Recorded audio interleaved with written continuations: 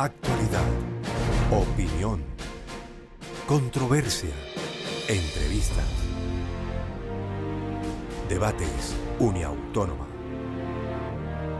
Venezuela volvió a las noticias producto de las diversas manifestaciones que ha escalado a un movimiento nacional en protestas por la represión estudiantil, la inseguridad, la alta inflación de 56% de acuerdo con cifras del Banco Central de Venezuela y la escasez de productos básicos, entre otros problemas. La situación se vuelve insostenible al punto de que todo el sistema económico simplemente colapsa, ya sea por la traba en el mercado, manifestaciones sociales o cualquier otro factor consecuente de las malas políticas públicas.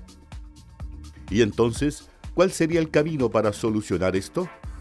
Conozca las distintas miradas a esta problemática en Debates Uniautónoma. ¿Qué tal, amigos? Bienvenidos a esta segunda parte de Debates Uniautónoma referente al tema de la crisis humanitaria en Venezuela. En el primer programa estuvimos hablando un poco del origen de esa crisis, de cómo llega Chávez al poder y también de esa concepción política que adopta de algunos sistemas, replicándolos del nivel internacional. Esta vez vamos a conocer de la propia boca de nuestros panelistas sus percepciones sobre la Venezuela actual, la que tiene la crisis completamente contundente y dramática que ha llevado a que muchos líderes de conciencia se hayan manifestado y en el que esas protestas han dejado personas muertas y a muchos presos políticos. Ellos son nuestros panelistas. Doctor Fernando Borda, decano, Facultad de Jurisprudencia, especialista en Derecho Público. Doctor Orlando Abello, director Programa de Derecho, árbitro en Cámara de Comercio. Doctor Álvaro de la Espriella, abogado, historiador, profesor de Ciencias Políticas. Doctores, bienvenidos a Debates Uniautónoma nuevamente. Empezamos con usted, doctor Abello, para aterrizar en contexto a nuestros televidentes sobre la Venezuela actual, donde está Maduro. Sí. Su posición. Bueno, yo creo que cuando usted habla de una crisis humanitaria la ha puesto en el contexto que debe ser, porque ya todos sabíamos que obviamente que hay una cuasi dictadura, que las instituciones están absolutamente resquebrajadas, pero es que el tema de la crisis humanitaria es que cuando los derechos humanos están agredidos por el Estado y cuando vemos que en las cárceles están los líderes de la oposición, sin los formalismos de un debido proceso ni de un juicio justo, es cuando vemos que los derechos humanos van degradándose y de ahí hacia abajo, ¿no? Entonces, es importante recalcar que la única esperanza que tienen los venezolanos de poder lograr un equilibrio de poder, ahora que está de moda esa palabra, es si a través de las urnas los dejan expresarse y poder modificar el mapa político y fortalecer una democracia que está en este momento absolutamente en vías de extinción.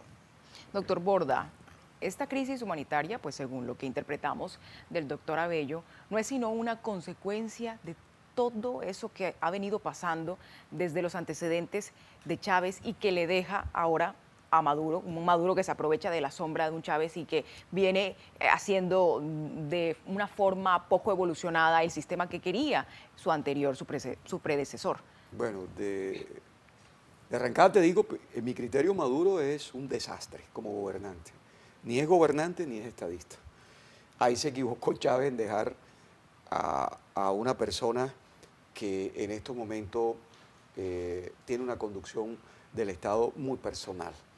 Pero eso de crisis humanitaria depende en qué contexto lo digamos, lo estamos diciendo acá, y de pronto si tú vas y dices eso en Venezuela, más del 50%, un poquito más del 50%, según las estadísticas, dice que no, que ellos están respaldando el proceso que está siguiendo el señor Maduro.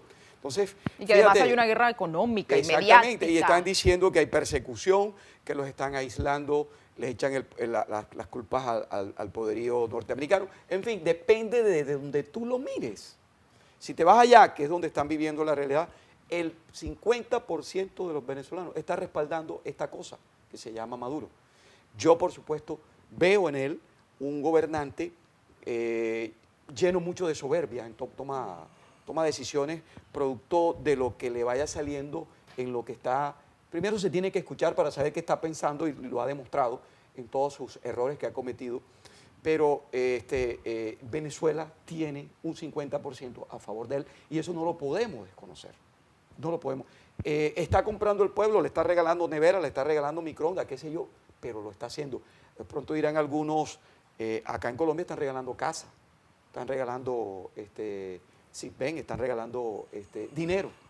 Entonces, repito, hago hincapié, señalo y recalco, depende del contexto donde lo meto. Sí, yo creo que Venezuela, por supuesto, está enfrentando una crisis actual, porque yo lo vi, yo estuve en Venezuela hace unos meses y el desabastecimiento es total, claro, es muy grande, pero también hay cuestiones que vienen de afuera, producto del mal manejo de ellos mismos, en donde han tenido una política, y que arrancó desde Chávez, de atacar al capital privado.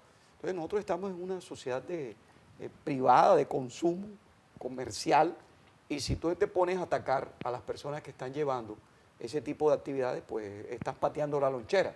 Y eso es lo que están haciendo. Entonces, los inversionistas que están en Venezuela se están viniendo para Colombia. Inclusive los pocos industriales y comerciantes que tenía Venezuela se están viniendo para Colombia. Y es que ya no es atractivo. Ya estás viendo tú a Farmatodo, estás viendo Farmatodo sí, en muchos sitios en Colombia. ¿Por qué? Porque políticas erradas. Pero repito, mira el contexto del concepto de crisis y verás a ver que en Venezuela está 50-50. Según ese contexto, entonces, doctor de la Espriella, cada pueblo tiene el gobernante que se merece. De alguna manera los venezolanos han legitimado esa forma de gobierno.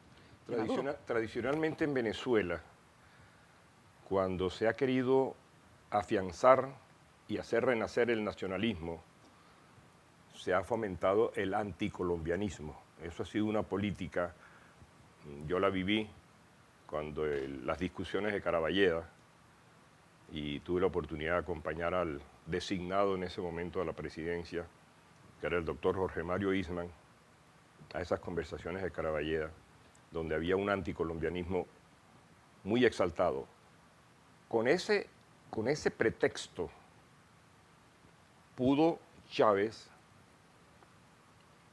hacer una política anticolombiana en su ambición por hacerse presente, como usted lo dijo muy bien, doctor Borda, y dominar América Latina.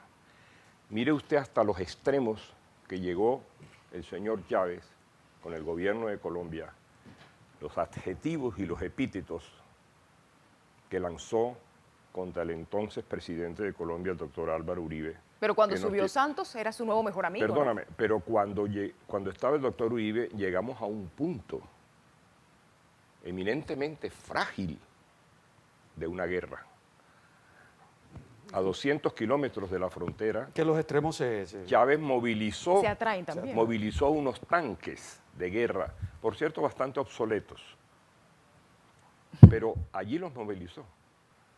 Y nosotros, desprendiéndonos de cualquiera diferencias de carácter ideológico o político con el doctor Uribe, nosotros nos enardeció ver que la dignidad de un presidente de la República era tan vejada por otro presidente de la República sin razón, porque los adjetivos con los cuales se calificó a Uribe son totalmente imperdonables. ¿Eso qué hizo? Provocar en el pueblo un anticolombianismo que todavía en muchas ocasiones sale a relucir, es muy vigente. Y ganó Chávez con ello una simpatía que todavía tiene las consecuencias con el inepto del señor Maduro. Usted va a corroborar hoy, en cualquier momento y en cualquier sitio, ciudad o pueblo, lo que el doctor Borda acaba de decir. Venezuela no es anti-Maduro. Venezuela en este momento es Maduro y Maduro siempre será apoyado por el pueblo. Las elecciones de octubre próximo para entidades menores del Estado van a corroborarlo. No, por ese lado no saldremos de Maduro en muchos años. Bueno, hay una presión internacional, muy en contra de lo que está sucediendo en Venezuela. Yo creo que también desoír a la comunidad internacional, que además en este momento es numerosa, y ya no es solo Europa y Estados Unidos, sino países latinoamericanos, países de la Y la misma ONU, región. la ONU ha la solicitado, ONU, le ha recomendado que que están- suelten a están Leopoldo. exigiéndoles que restablezcan los derechos humanos, las libertades públicas. Además que Ese- Venezuela es Estado miembro de la ONU también. Correcto. Entonces, eso puede llevar en determinado momento a que recapaciten los gobernantes o a que no lo hagan. Pero yo creo que por vía de las urnas, yo soy un demócrata convencido. Yo, mientras haya una lucecita de un proceso electoral, que espero que además sea transparente, eficiente, eficaz. Pero la vez pasada fue transparente, doctor. Doctora Bello, pero Hay quejas. está muy ingenuo. Ha habido quejas. No, yo. En un proceso electoral yo en me agarro- Venezuela, yo- con esos antecedentes, ¿usted cree que todavía existe la No va a ser posibilidad? posible. Hombre, Transparente no va a ser posible. Yo creo, es que la combinación de los dos factores, el interno y el externo, es la presión internacional, que eso de alguna manera sirve, surte unos efectos. Pero Maduro Y- no le ha prestado atención a... Ni le va a No, prestar. pero obviamente que es una combinación de ambas cosas, porque es que al interior del país hay un total desabastecimiento, hay unas condiciones, una calidad de vida absolutamente miserable. Además, o sea, no hay las que Maduro se posibilidades. ampara en el principio de la no intervención. A mí no me va a venir a decir nadie qué es lo que voy a hacer yo con mi país. Vamos al primer corte de mensajes institucionales. Ya regresamos.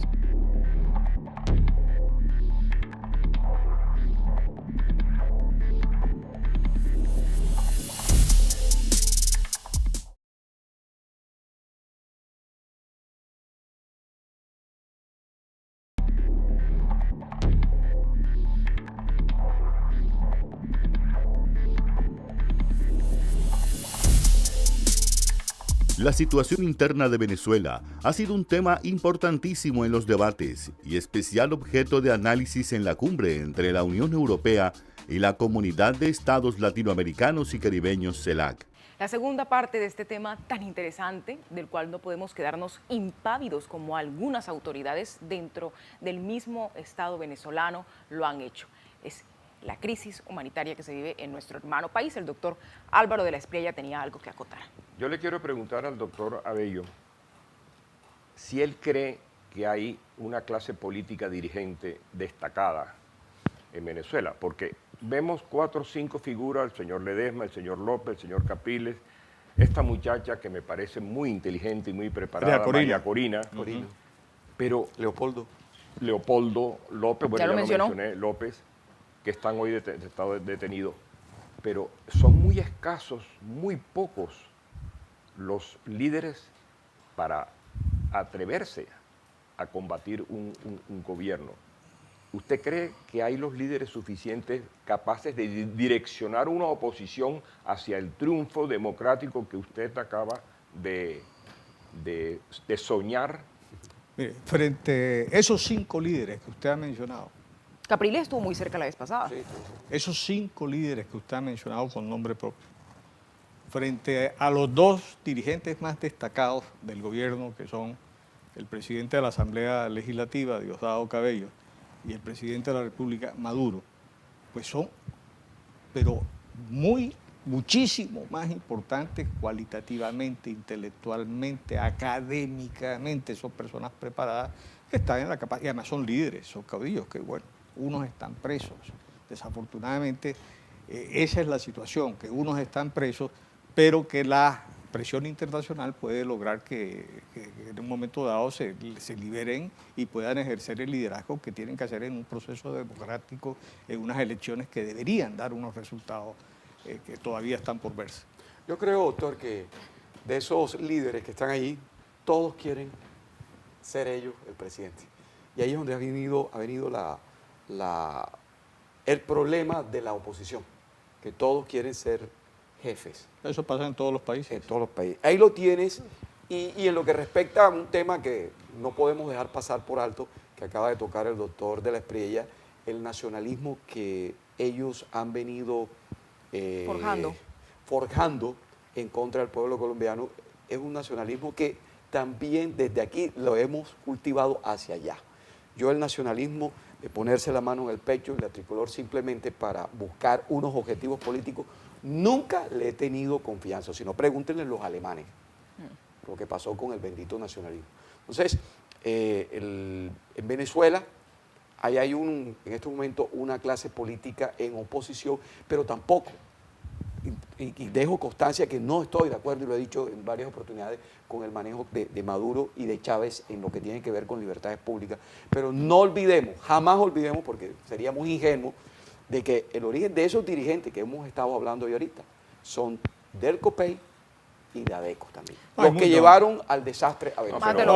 No, hay mucha juventud, hay mucha nueva. juventud que sale a las calles, Sí, que sí. protesta, que ha puesto muertos, que están presos algunos. No piensan en partidos y que políticos. no tienen ninguna conexión con el COPEI y la ADECO, sino que son No una sé, eso nueva desaparece. expresión intelectual del pensamiento político venezolano. Inclusive yo no he Y notado- no, es la misma, no sería también la misma clase dirigente que está allí, No, pero es que también no en buscando el poder que es legítimo, entre otras Pero no cosas. hemos notado ninguna afiliación Mire, a ningún mire, partido. yo veo en las juventudes venezolanas un ejemplo a seguir. Han estado, ojalá, que toda Latinoamérica siguiéramos ese ejemplo, los jóvenes. Ha sido una juventud intelectualmente beligerante, que ha estado en las calles sin acudir a la violencia, sino simplemente exponiendo sus ideas, tratando de defender sus ideales políticos que coinciden con la democratización. Allá no hay sino dos tendencias en este momento, la democracia y la antidemocracia, o sea, la negación de la democracia. Bueno, es que en este momento hay una dictadura ni siquiera camuflada. Yo creo que ya todos los valores indican y todas las indicaciones, las estadísticas indican que en Venezuela el poder es omnímodo. Inclusive ya llegó a la rama legislativa. Hay casos concretos ya en que quien ejerce la rama legislativa no es sino el propio Ejecutivo.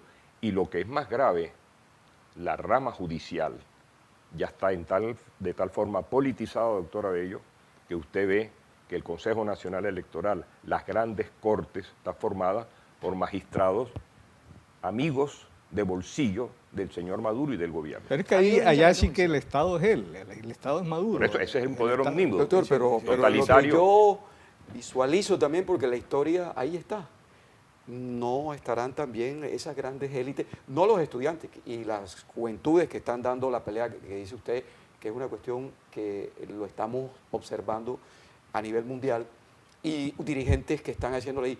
Pero ahí también hay intereses, no se olviden de eso, doctor. Hay intereses de élites que también están esperando y de que pronto quitarle el poder que tienen en estos momentos un manejo burocrático, pendenciero, Sí.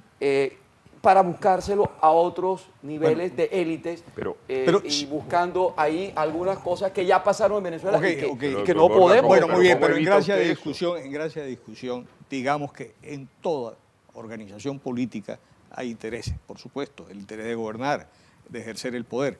Pero cuando hay alternancia en el poder, cuando hay elecciones libres, cuando la democracia se fortalece y se nutre a través de esas elecciones, es posible que quienes gobiernan mal pues puedan ser castigados por el voto popular, y esa alternancia permite que que siempre haya un gobernante legitimado por sus actos. Gracias, mayor. Yo no Vamos veo a la nada. pausa. Vamos a la pausa, señores. Los invito. Regresamos con el tercer y último segmento del debate Sonia Pero Autónoma. además yo-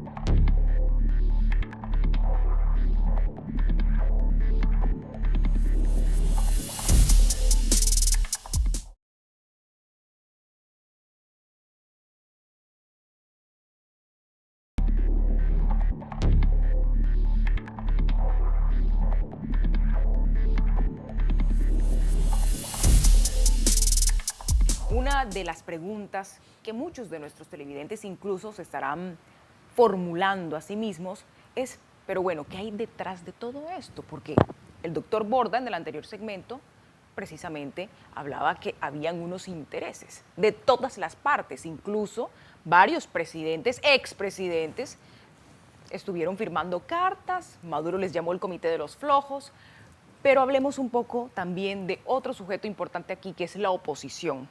¿Qué hay detrás de la oposición? ¿Quiénes lideran esa O sea, oposición, doctor Abello? la oposición en Venezuela, la interna, porque hay una oposición internacional, por supuesto, que es la que se está expresando y lo acaba de hacer Y hasta mediática también. Y recientemente lo acaba de hacer nada más y nada menos que con la firma de 27 expresidentes y jefes de Estado de Europa, Estados Unidos, América Latina, en fin.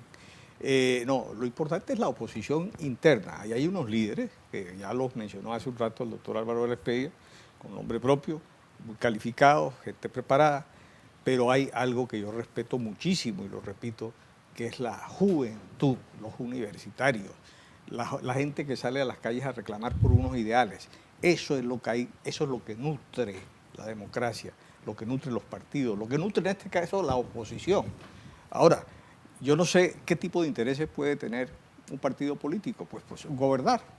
Y si lo hace bien, es probable que lo reelijan, donde hay reelección. Si lo hace mal, es probable que si hay procesos electorales limpios, los derroten. Pero esa es la democracia. Esa es la democracia. Te interpelo. Esa es la parte filosófica muy buena. Fundamentamos la juventud para llegar a esos ideales, que es lo mejor. Pero en el caso concreto de Venezuela no nos llevamos a ningún engaño. Ahí el interés ya tiene un nombre propio: petróleo. El que está detrás de todo eso y los hilos de quién maneja el petróleo son élites. Y aquí saquemos a las juventudes, que son los que están poniendo los muertos. Pero detrás hay intereses fuertísimos, de carácter económico. De pronto, algunos están ya diciendo que son los norteamericanos, otros están diciendo que son los rusos. Ya Venezuela negoció de antemano con los chinos. Entonces, no nos olvidemos, no traguemos entero. No traguemos entero. Hay intereses muy fuertes. Hay muy fuertes y se llama petróleo. Entregó las reservas de oro a China. Están empeñados con China en Venezuela. Ahora, el petróleo en este momento podríamos decir que es igual para todos los países. En Colombia, por ejemplo, también sufrimos, y en todos los países que tienen de todas maneras recursos del hidrocarburo, sufrimos la consecuencia del bajón del precio. Pero siempre hay un plan B. Cuando hay una economía organizada, por ejemplo, en Colombia existe una seria política de Estado en materia económica, y siempre hay un plan B, y siempre hay la manera que si el petróleo bajó, sigue subiendo Colombia. El crecimiento de Colombia está en el 3.5, mientras si revisamos las cifras de Venezuela, pues no hay nada que ver, no hay un índice positivo en materia económica. Doctor de la Espriella, el doctor de la Espriella quiere hacer una interpelación. Ya todo es petróleo, doctor. Doctor de la Espriella. Yo quisiera preguntarle al doctor Borda, ¿por qué le teme a la posibilidad de que haya unos intereses de cualquier término o carácter o sintomatología detrás de esta oposición? No le temo. Esto ha existido siempre en el mundo. No hay movimiento político que la humanidad registre que no haya habido siempre un interés de cualquier fisonomía, pero lo hay detrás. Estoy de acuerdo. Ahora, eso es laudable en la medida en que, como dice el doctor Abello, conduzca a unos objetivos altruistas. Y la juventud está contribuyendo a eso como contribuyó en Colombia. Y si no, acordémonos nosotros, que lo vivimos, nosotros tres lo vivimos en el último episodio, antes del 10 de mayo de 1957, cuando prácticamente la juventud, con los muertos que puso, fue quien tumbó el gobierno. Fue tanta la presión del gobierno de Gustavo Rojas Pinilla. Nosotros éramos bachilleros, ustedes se acuerdan de esa situación. De manera que hoy en día vemos esa juventud dentro de un contexto realmente muy noble, que está poniendo los muertos y está poniendo el esfuerzo y está poniendo la expectativa de vida ante el mundo. También está sucediendo en Chile. En este momento la juventud es la que está comandando. Pero esa juventud no está aspirando a la presidencia, doctor. No veo en la juventud de Chile una aspiración en la de de Venezuela, carácter político, veo una aspiración de regulación académica en el tema de la educación. Pero seguramente, como dice el doctor Borda, detrás de eso hay líderes políticos que están comandando. ¿Y esos jóvenes en Venezuela eso. sí están apoyando a esos líderes, esos presos políticos? Quiero aclarar eso. Los intereses van a existir, eso es normal y eso se da en todas las latitudes, pero hay que ver, es el fondo a quién al final va a beneficiar esos intereses, si es a una élite o si es al pueblo. Y ahí es donde está la pelea. Ahí está la pelea. Yo tengo claro que lo que han venido haciendo los chavistas y sobre todo la parte de Maduro es desastroso desde el punto de vista de opinión pública, internacional, de derechos humanos, de todo. Pero también hay que ver qué se esconde detrás de esa gran pelea que hay en Venezuela. Y recalco, hago hincapié y vuelvo y señalo, es el petróleo. ¿Y cómo se va a manejar? Si lo va a tomar una élite para su beneficio propio, entonces ¿qué estamos haciendo? Nada. O se va a continuar el petróleo como una reserva del venezolano como tal, porque el venezolano sí le duele el petróleo, porque el venezolano dice, ese petróleo es mío, no lo pasa aquí en Colombia. Como ¿Pero lo usted dije cree que hoy anteriormente. sea llamativo el Pero petróleo entonces con esos precios? Y en Venezuela todo, mi querido doctor, se reduce al petróleo, porque la industria no es muy buena, no está atrasada, el comercio tampoco es una cosa, Ellos no allá producen nada. dependen del Estamos de petróleo. acuerdo, pero ¿será llamativo con esos precios tan desilusionantes del petróleo hoy en día? ¿Será llamativo como un objetivo político? Es decir, porque es que el petróleo no va a subir Sí lo es. a los niveles que Sí lo estaba es. hace un año y medio. Sí lo es, todavía Subir- es. Los carros sub- se mueven con petróleo Pero sí, y fíjate ellos lo que- van a querer. Entonces hay que empezar a mirar qué hay detrás de todo eso. Pero fíjese que hago una No seamos ingenuos en ese sentido. yo quiero resaltar respetuosamente, por supuesto, una contradicción en dos cosas que usted ha dicho.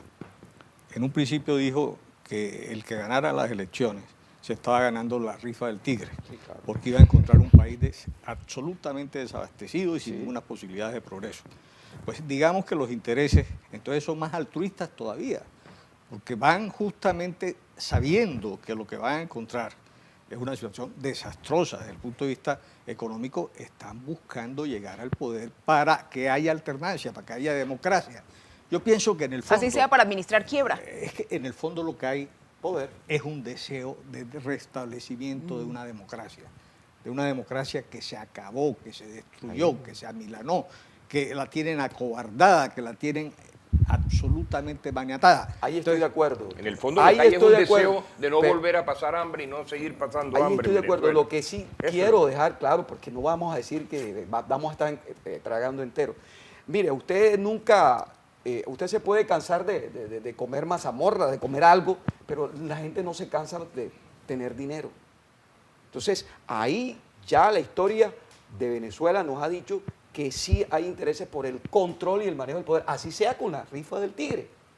Ellos verán después cómo lo solucionan y cómo manejan eso, pero lo que está detrás de Venezuela es el manejo del petróleo. Pero es la esencia de la democracia. Y de allí que hay Es la esencia errores de- de los que están gobernando, claro que sí, y que yo estoy de acuerdo que deberían ser, el mismo pueblo venezolano debe castigarlos en las urnas, y legitimar a una dirigencia, pero que esa dirigencia, cuando asuma el control, así sean los muchachos estos que están ahora mismo en la oposición, pues lo hagan con un carácter nacional, de defensa de los intereses nacionales, y no que se vayan a regalar como anteriormente se regalaron, y prácticamente, y como lo vino haciendo este gobierno, lo está haciendo, ese recurso tan importante en Venezuela como es el Pero petróleo. fíjese las expresiones que han surgido en las últimas elecciones. Ya para concluir, En doctor. España, por ejemplo, para poner un ejemplo. Y en Grecia.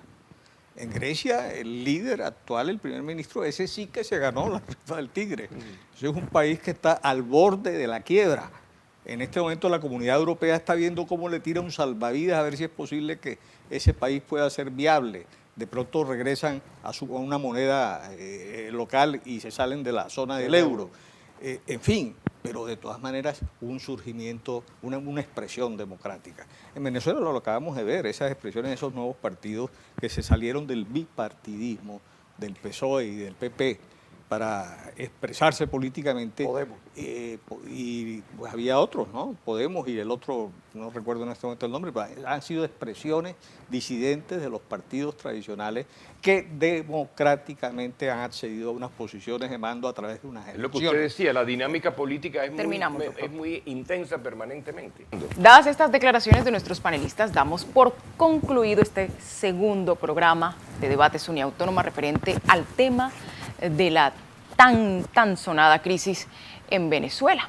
Aquí recordamos un poco la historia, pero recuerde, amable televidente, que somos nosotros los ciudadanos quienes la escribimos.